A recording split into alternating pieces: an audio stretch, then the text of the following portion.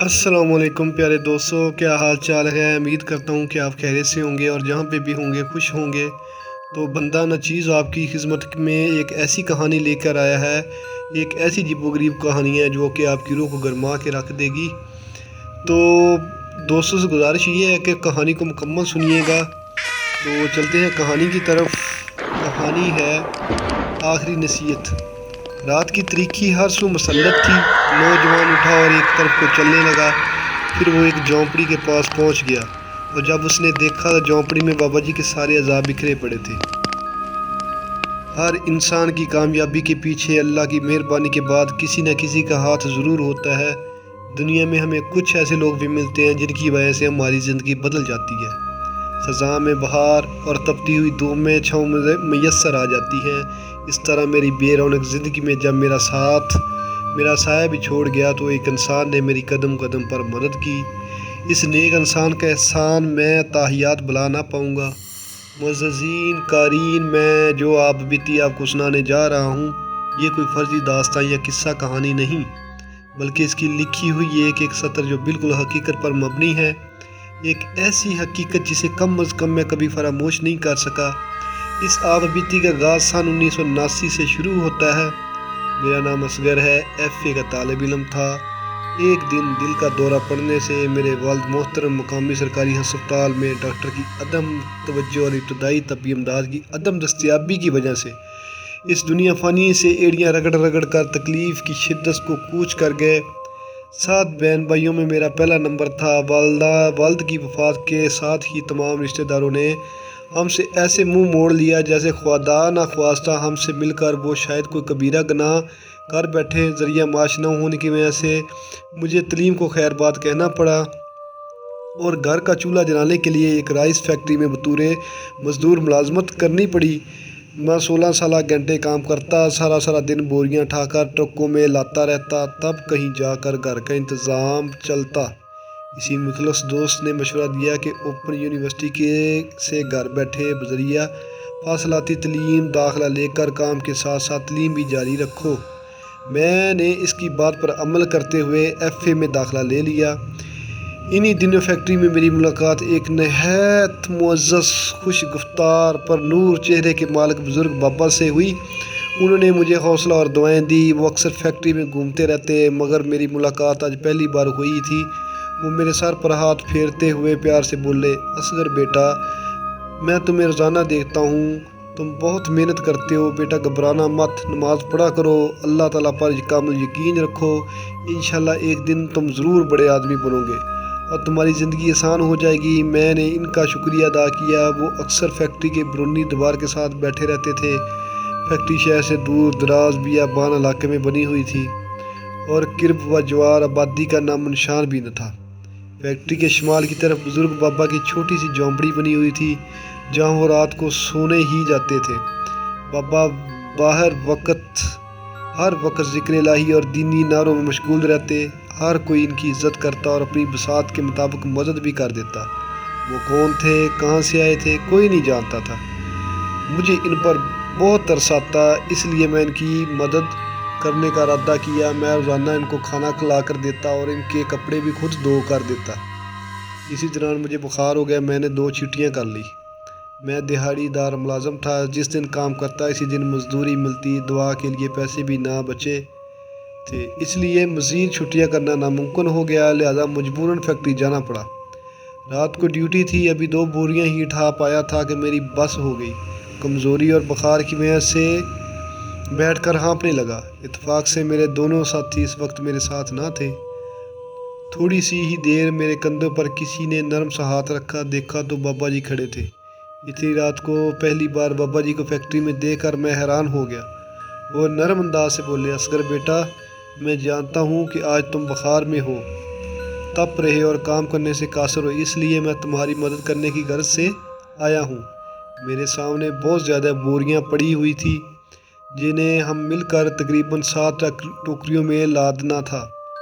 बाबा जी ने इनकी तरफ देखा और दाएं हाथ की शहादत वाली उंगली और आंखों के इशारे से एक एक बोरी को उठाते और ट्रकों में सलीके से रखते जाते। ये मंजर वाकई पुरस्कार और हैरानकुन था। उन्होंने सिर्फ इशारों से सारे सड़क ट्रक बोरियों से भर दिए।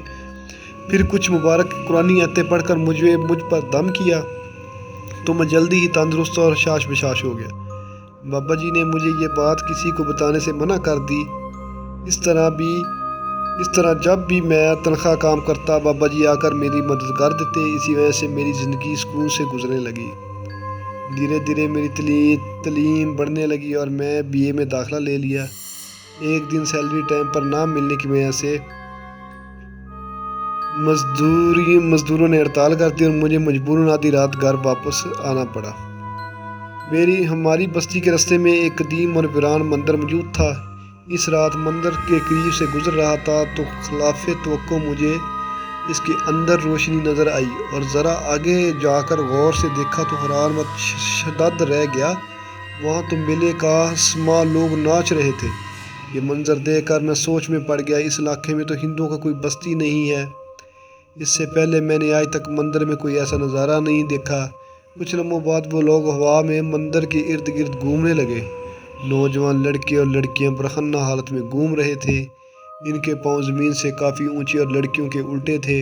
الٹے پاؤں دیکھتے ہی خوف کی ایک خطرناک لہر مجھے اپنی لپیٹ میں لے لیا۔ اسی دوران لڑکیوں کی نظر مجھ پر پڑی۔ میں فوراً گھبراہٹ میں فیکٹری کی جانب بھاگنے لگا، حالانکہ مجھے گھر کی جانب جانا چاہیے تھا۔ میں اپنی تمام توانائیاں لگا کر بھاگ رہا تھا۔ وہ لڑکیاں مسلسل میرے تعقب کر رہی تھیں۔ اب تو ان کی شکلیں بھی ڈراؤنی ہو چکی تھیں۔ وہ جانوروں کی طرح گھرار رہی تھی، منہ سے آگ کے گولے نکال کر میری جانب پھینک رہی تھی۔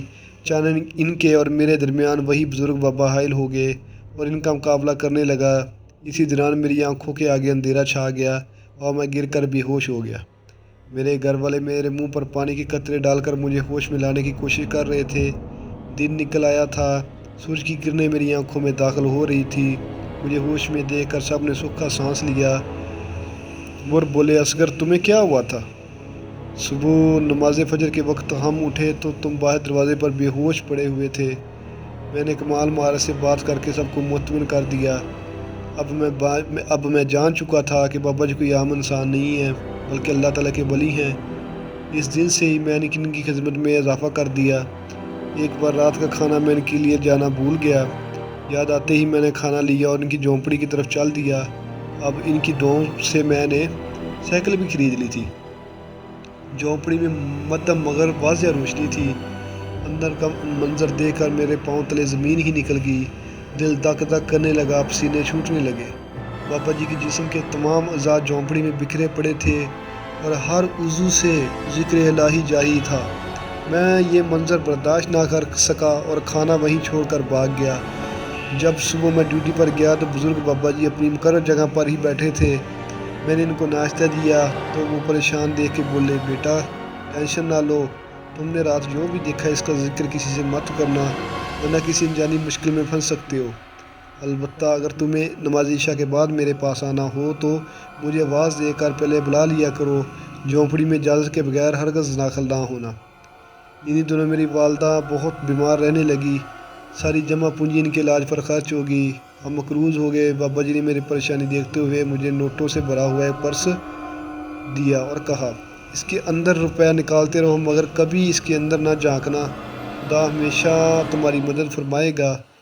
میں نے اس میں بے شمار روپے نکالے اور میں تمام ضروریات روپیوں سے پوری کرتا رہا۔ ایک دن اچانک بزرگ بابا کہیں غائب ہو گئے۔ سب نے بالعموم اور میں نے بالخصوص انہیں پورے علاقے میں ہر جگہ ڈھونڈا مگر وہ کہیں نہیں ملے۔ ان کے اچانک غائب ہونے سے جہاں سب حیران و پریشان ہوئے وہ مجھے بھی بہت دکھ ہوا۔ اب تو وہ میری فیملی کا حصہ بن چکے تھے۔ میں ان کی نصیحت کے مطابق اس سلسلے میں کسی سے بات بھی نہیں کر سکتا تھا۔ میں اکثر تنہائی میں ان کو یاد کر کے آنسو بہاتا رہتا۔ میں اس پرس سے روپے نکالتا رہا۔ MA تک تعلیم مکمل کی، بہن بھائیوں کو اعلیٰ تعلیم دلوائی، شہر میں اچھا مکان خریدا، حسن کی شادی کی، مقابلے کے امتحان کے ذریعے گریڈ 17 کی ملازمت حاصل کی۔ غرض یہ کہ مجھے پروردگار نے اپنے فضل و کرم سے دنیا جہاں کی تمام تر نعمتوں سے نوازا۔ یقیناً اس کے پیچھے بابا جی کی دعائیں تھیں۔ مجھے یقین ہے کہ وہ بھی بزرگوں اور فقیروں کی خدمت اور مدد کرتا ہے۔ اللہ تعالیٰ سے تمام نعمتوں سے نوازتا ہے، لہذا سب کو چاہیے کہ وہ بڑھ چڑھ کر اس خاص نیکی کا حصہ بنے۔ کافی لمبے عرصے تک وہ پرس میرے پاس ہی رہا۔ میں اپنی تمام ضروریات اس سے پوری کرتا۔ میں نے باپا جی کو ڈھونڈنے کی ہر ممکن کوشش کی مگر وہ نہ ملے۔ میں ان کی جدائی میں تڑپتا رہا یہاں تک کہ رات دن دعائیں کرتا رہا کاش وہ خواب میں مجھے مل جائیں۔ میری خواہش پوری نہ ہوئی۔ میں پرس کو سب سے چھپا کر اسٹور روم میں رکھتا تھا تاکہ کسی کو اس کا علم نہ ہو۔ پھر اللہ تعالیٰ نے حضور اکرم صلی اللہ علیہ وآلہ وسلم کے طفیل مجھے عمرے کی سعادت بخشی۔ میری غیر موجودگی میں جب میں عمرے پر گیا تو میری بیوی نے اسٹور روم سے کچھ پرانا سامان کباڑیے کو فروخت کر دیا۔ اس میں پرس بھی ہمیشہ کے لیے مجھ سے بچھڑ گیا۔ واپسی پر جب مجھے معلوم ہوا پرس گم ہو گیا یعنی پرانا سامان میں چلا گیا تو میں گھر والوں پر بہت غصہ ہوا۔ میری اجازت کے بغیر سامان کیوں فروخت کیا؟ اس میں میری بہت ضروری اور اہم چیز تھی۔ اب میں اسے کہاں سے ڈھونڈوں گا؟ کباڑیے سے پتہ کیا، اسے بہت بڑا رقم کا لالچ دیا مگر پرس کہیں نہ ملا۔ مجھے پریشان اور اداس دیکھ کر گھر والے فکر مند ہوئے، پوچھتے رہے آخر سامان میں ایسی کون سی چیز تھی جس کے بارے میں ہمیں بتانا مناسب نہ سمجھا۔ حیرت ہے اتنی اہم چیز آپ نے اسٹور روم میں کیوں رکھی؟ کم سے کم سامان فروخت کرنے سے منع ہی کر دیا ہوتا، مگر میں مکمل خاموش رہا اور بات کو ٹال دیا۔ ایک رات بابا جی مجھے خواب میں نظر آئے اور مسکرا کر بولے، اصغر بیٹا تمہارا پرس اب وہاں پہنچ گیا ہے جہاں کسی اور کو اس سے تم سے زیادہ ضرورت ہے۔ اب اللہ تعالیٰ نے تمہیں دنیا بھر کی تمام نعمتوں سے نواز دیا ہے، لہٰذا اب تمہیں پریشان ہونے کی ضرورت نہیں۔ اصغر کیا تم میری ایک اور آخری خواہش پوری کرو گے؟ میں نے فوراً حامی بھر دی۔ تو وہ بولے، بیٹا اگر تم مجھے خوش کرنا چاہتے ہو تو اس ملک میں موجود اولڈ ہاؤسز کی ہر ممکن مالی امداد کرو، لوگوں کو بھی اس نیک کام کی طرف ترغیب دو، کیوں نہ کہ اولڈ ہاؤسز میں وہ ماں باپ رہتے ہیں جنہوں نے اپنی پوری زندگی اپنے بچوں کے مستقبل کو سنوارنے کے لیے وقف کر دی۔